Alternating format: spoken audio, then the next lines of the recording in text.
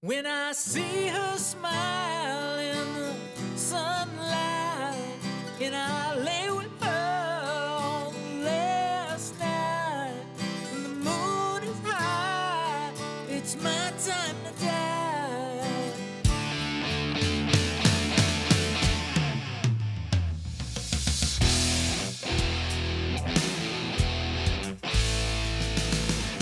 Merry Christmas Eve, everybody. It's me, Michael Anthony Giudicissi, and welcome to Author and a Book, Episode 3. And today we'll be reading a chapter from my book, Sunset in Sumner, book number 3 of the Back to Billy trilogy, which has 6 books in it, apparently.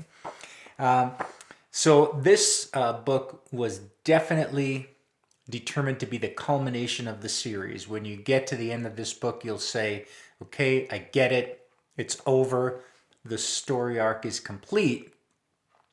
But I remember writing the end of this. I was at my house in Texas, and I remember putting the finishing touches, and there's a little kind of make you smile moment in the epilogue.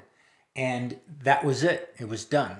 And so finished, did the rewrite, sent it off to the copy editor. Within a day, maybe less than a day, I thought, gosh, the story's not done.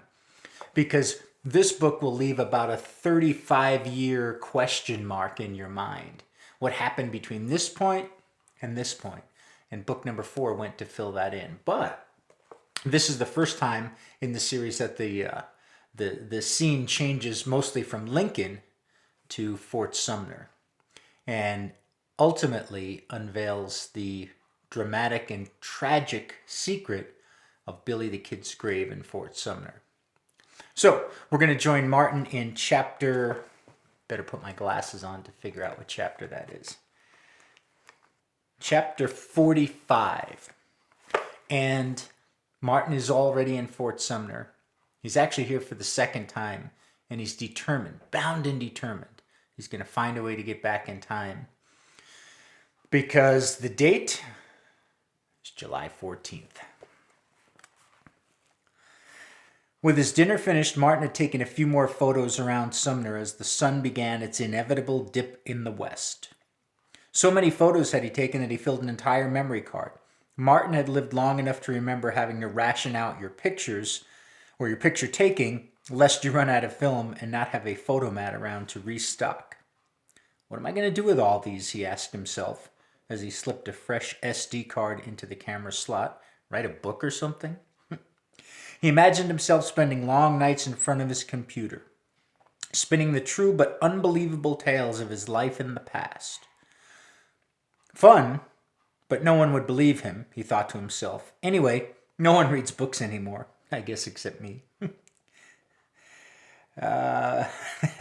They just looked things up on Google and Wikipedia, skimmed the abridged version, and moved on in life. It didn't matter whether the facts were true or not. It only mattered whether you could beat your internet opponent to death with them. And isn't that the truth for any of you Old West fans?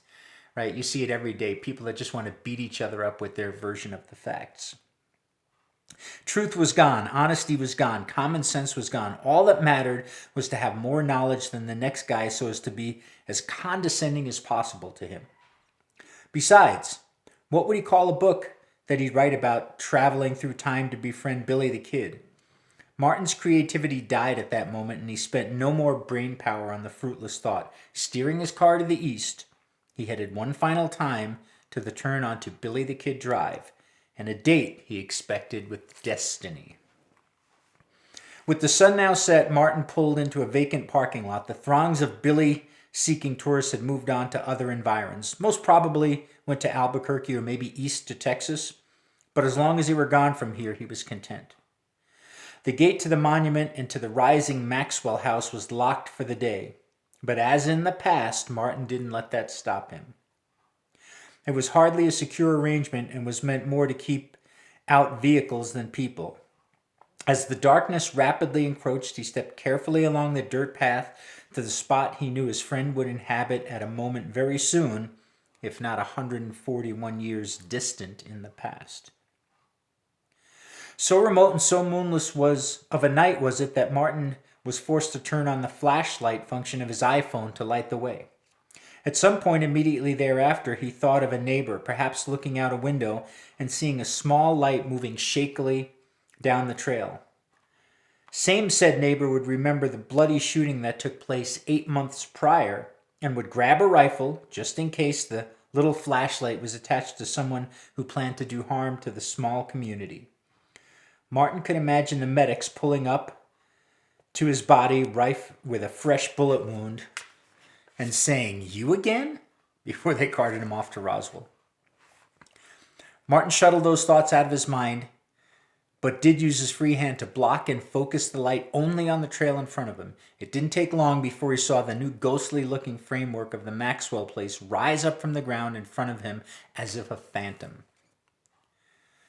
The place gave him the creeps, and Martin began shaking badly, not knowing if there were some tunnel in time or how to activate it. He walked up on the porch and into the framing that would soon become Pete's bedroom. He reasoned it must be well after 9 p.m. based on the darkness. He flipped the beam of light to and fro, looking for anything that appeared to belong to the year 1881. All he could see was freshly cured concrete and freshly cut lumber, however. This place was sad and desolate. The real Fort Sumner would have been more lively, at least right up until the point that Garrett pulled the trigger and Billy fell on the floor gasping through blood for a few precious breaths before dying. The same floor that Gerald said they would soon reinstall, right where Martin now stood. The ghastly thought of it sent a chill through him, even as the evening temperatures topped 80 degrees. Martin wondered if there would be a little sign that would boast about how the flooring was saved and then recovered for this little historical tribute to Billy's murder. What would they do? Frame the wood flooring around the stone monument that marked the exact spot where the kid died?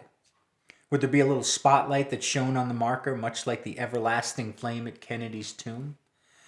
Martin's heart began beating faster at the thought as he cast the flashlight's beam, now looking for the death marker.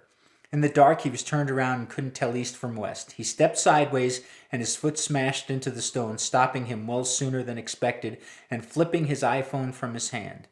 Martin pitched through the frame wall into the space adjacent.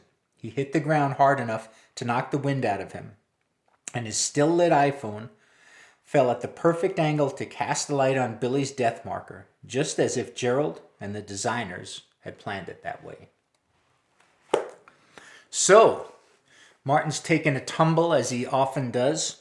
He's in in this book, or in this series, he's in what's going to be a recreation of the Maxwell house, built right on the spot, or very near to it, where the original Maxwell house stood. Now, I can't take credit for that idea.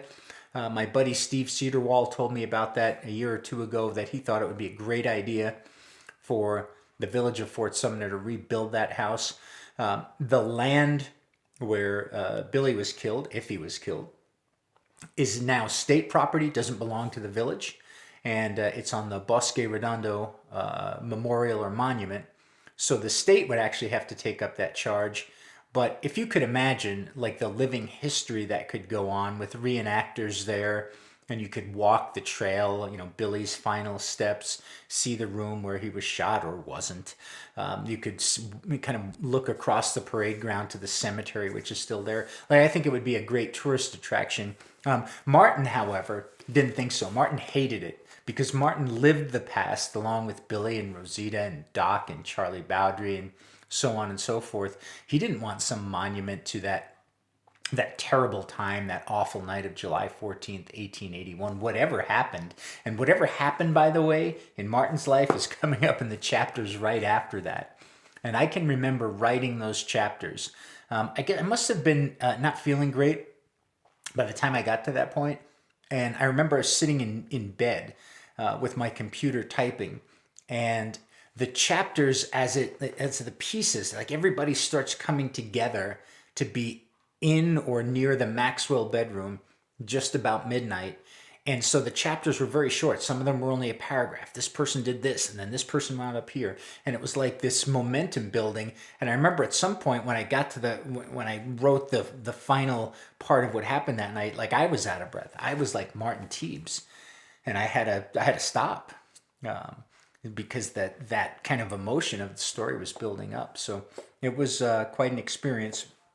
Also, you'll see on this book some right there, and there are some buzzards, vultures, and they play a very prominent part of the story in Fort Sumner and beyond for Martin and everybody concerned.